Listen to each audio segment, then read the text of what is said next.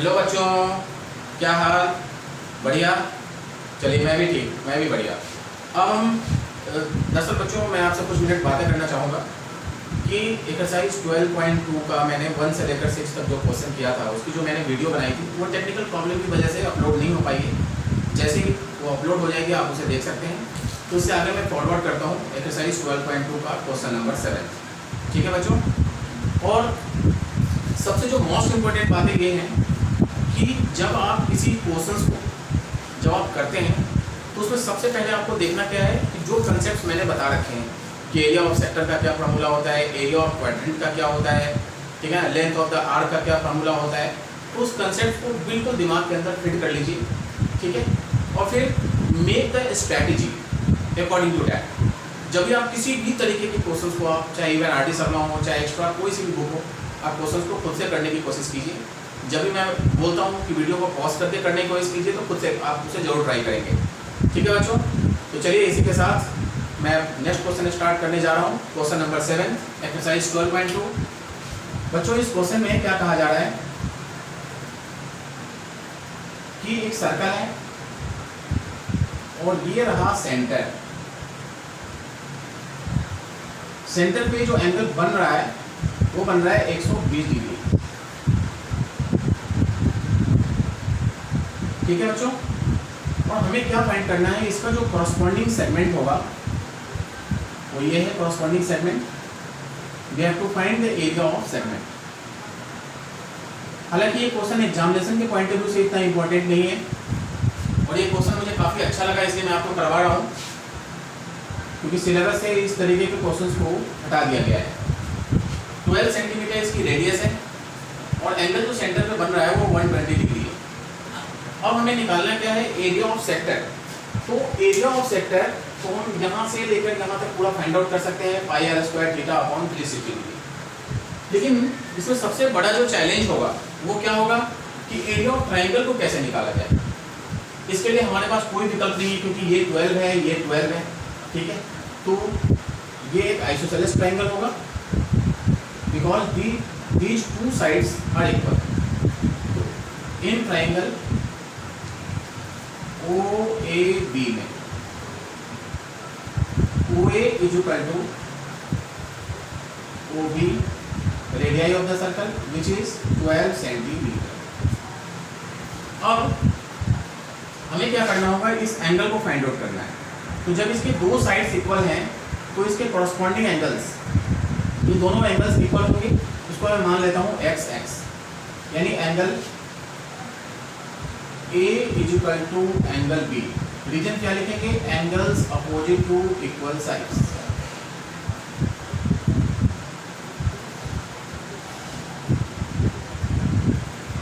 Angle A plus angle B plus angle C is equal to, ABC नहीं है, angle O है, तो चलिए मैं यहाँ पर O लिख देता हूँ। ये 0 नहीं है, O है, 180 degree by angle sum. Property को शॉर्ट में लिखता हूँ ASP। अब देखिए A और B को हमने क्या माना, X, क्योंकि इसके दो साइड्स इक्वल हैं तो अपोजिट एंगल्स क्या होंगे, इक्वल होंगे। तो ये हो जाएगा हमारा X plus X। Angle O is how much, 120 degree is equal to 180।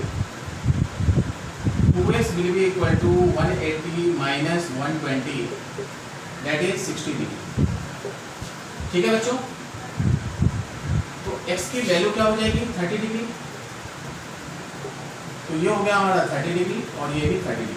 अब एरिया ऑफ ट्राइंगल को निकालने के लिए, एरिया ऑफ ट्राइंगल को निकालने के लिए क्या चाहिए हमें, बेस और हाइट चाहिए, जिससे कि मैं एरिया ऑफ ट्राइंगल निकाल सकूं। Half base into height. तो ना इसका बेस हमें मालूम है ना इसका हाइट मालूम है, तो इसके लिए क्या करेंगे, थोड़ा सा हमें कंस्ट्रक्शन करना पड़ेगा। ये देखिए, draw OM is perpendicular to AB। ठीक है बच्चों। तो जैसे ही हम OM AB के ऊपर परपेंडिकुलर ड्रॉ करते हैं वैसे ही हमारा क्या हो जाएगा, AM is equal to MB।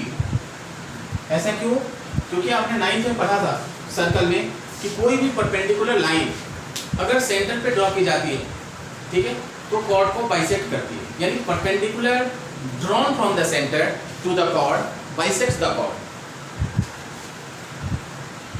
Reason लिख देता हूं मैं, perpendicular drawn from the centre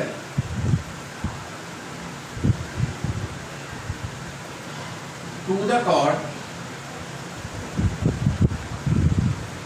bisects the chord. तो आपको रीजन भी समझ में आ गया, कैसा क्यों, बाइसेक्ट्स द कॉर्ड। अब क्या करें, इसमें थोड़ी सी ट्रिग्नोमेट्रिक लगानी है ना, ट्रिग्नोमेट्रिक फॉर्मूला लगाना होगा, ट्रिग्नोमेट्रिक फंक्शन यूज करना होगा। अब देखिए हमें बेस हाइट दिया हुआ है, हमें ये चाहिए, और अगर ये मालूम हो गया तो अगर एम अगर मालूम हो जाता है तो एम बी की वैल्यू भी वही होगी, यानी ए बी क्या हो जाएगा, ट्वाइस ऑफ ए एम। तो हम लिखते हैं in triangle O A B cos 30 degree will be equal to A M upon 12। cos 30 की वैल्यू बच्चों क्या होती है, आपने ट्रिग्नोमेट्री में पढ़ रखा होगा, √3/2 am अपॉन 12। 2 6 12, यानी am की वैल्यू हो जाएगी कितनी, 6√3। अब हमें am मालूम है तो हम ab फाइंड आउट कर सकते हैं। तो ab की वैल्यू क्या होगी, कहाँ करूँ, चलिए यहाँ कर देते हैं। ab will be equal to twice of am। जब am का ट्वाइस करते हैं तो 2 6 12, दैट इज 12√3। आपके क्वेश्चन में दिया हुआ है कि √3 की वैल्यू हमें क्या रखना है, 1.73, और पाई की वैल्यू आपको यूज करना है 3.14, यही वैल्यू हमें यूज करना होगा, ठीक है। तो बेस मालूम हो गया हमें। अब हमें क्या चाहिए, हाइट। तो हाइट के लिए फिर से क्या करेंगे, हमें P और B की जरूरत है, या P और H भी ले सकते हैं। sin 30 की वैल्यू क्या होगी, OM perpendicular upon hypotenuse. sin 30 is 1/2 OM upon 12, 2 6 12, OM is equal to 6 centimetre. पहले आप इतना कर लें, हमें AB और OM दोनों पता लग चुका है। अब हम आसानी से area of triangle find out कर सकते हैं, हाँ, बेस इनटू हाइट से, ठीक है बच्चों। तो हम चलते हैं एरिया ऑफ सेगमेंट की तरफ।